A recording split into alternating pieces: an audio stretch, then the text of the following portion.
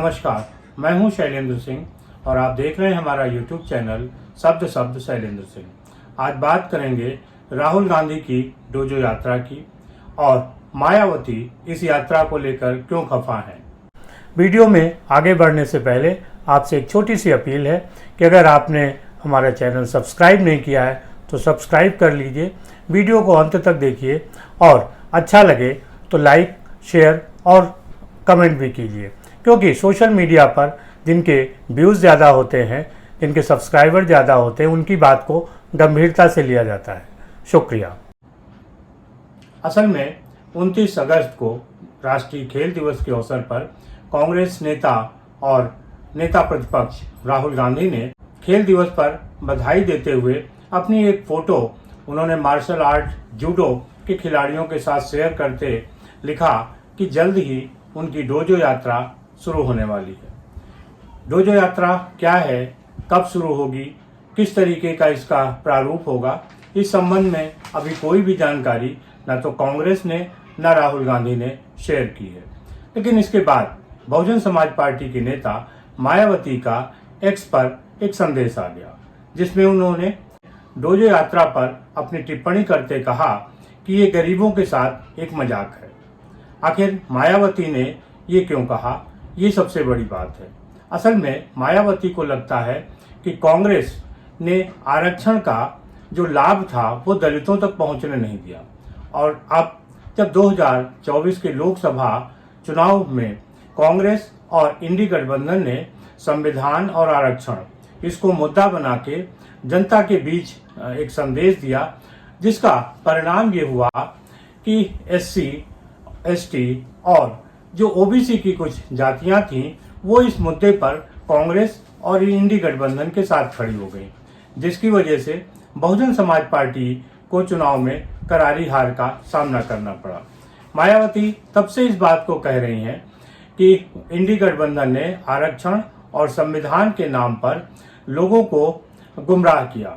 दूसरी तरफ मायावती ने मुस्लिम वोट बैंक को लेकर भी पहले कहा कि अब उनको ये सोचना पड़ेगा कि मुस्लिम जो समुदाय है उसके लोगों को किस तरीके से वो टिकट वितरण करें।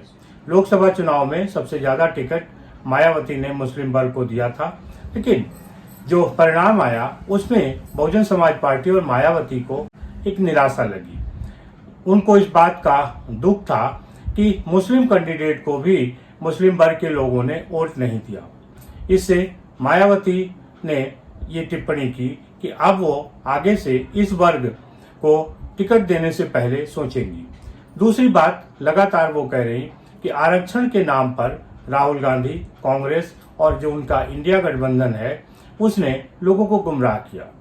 मायावती का लगातार ये आरोप है कि कांग्रेस ने देश में एक लंबे समय तक शासन किया, लेकिन इस दौरान ना तो उन्होंने जाति जनगणना की बात की, ना ही आरक्षण का और सही लाभ लोगों तक पहुंचने दिया।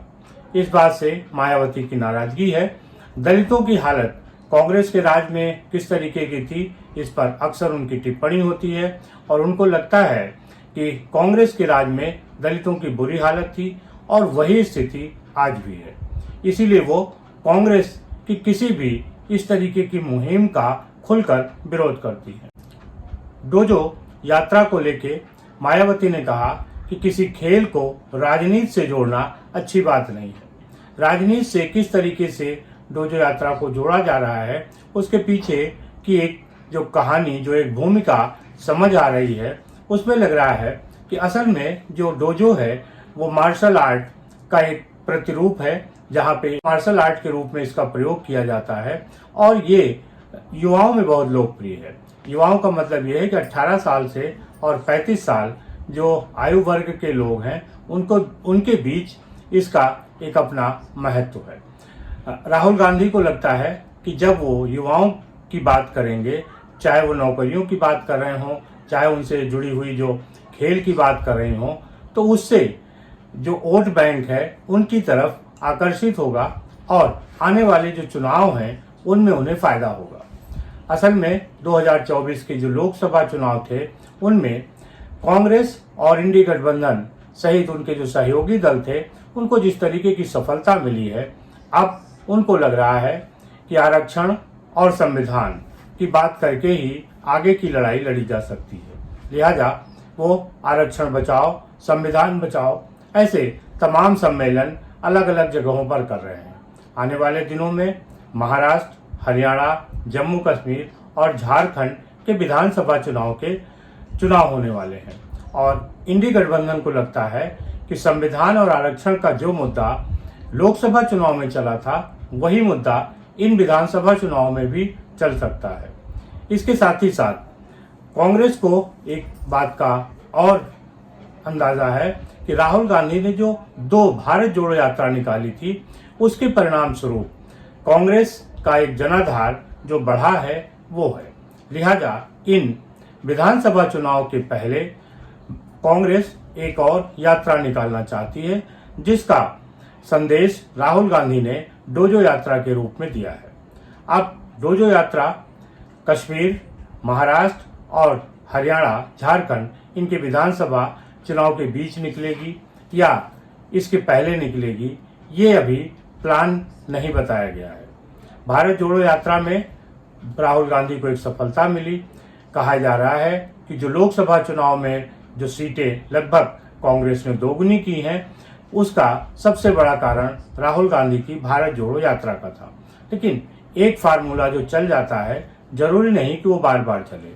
लिहाजा इस बार भारत जोड़ो यात्रा का जो तीसरा संस्करण होगा, वो डोजो यात्रा के रूप में है। मायावती को लग रहा है कि जिस तरीके से आरक्षण और संविधान के नाम पर लोकसभा चुनाव में गुमराह किया गया, उसी तरह युवाओं को गुमराह किया जा सकता है डोजो यात्रा के नाम पर। मायावती ने साफ साफ कहा कि इंडी गठबंधन और कांग्रेस ने दलित वर्ग से वोट तो ले लिया, लेकिन उनके लिए वो कोई काम नहीं कर रहे हैं।